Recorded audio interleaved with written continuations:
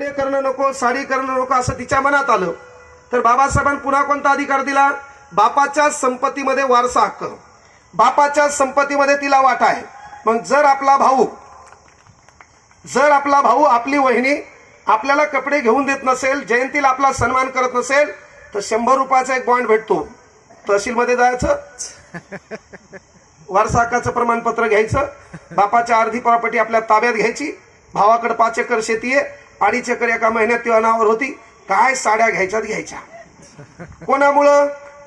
Doctor Babasaheb आंबेडकरांमुळं. वारसा हक्क मिळाला का नाही?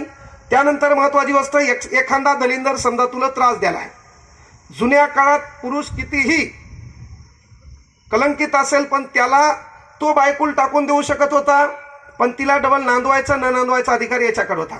आता हिला वाटलं की हे दलिंदर आहे, एका मिनिटात कागदपत्र तयार, एका महिन्यात जय हिंद जय महाराष्ट्र, निस्ता जय हिंद जय महाराष्ट्र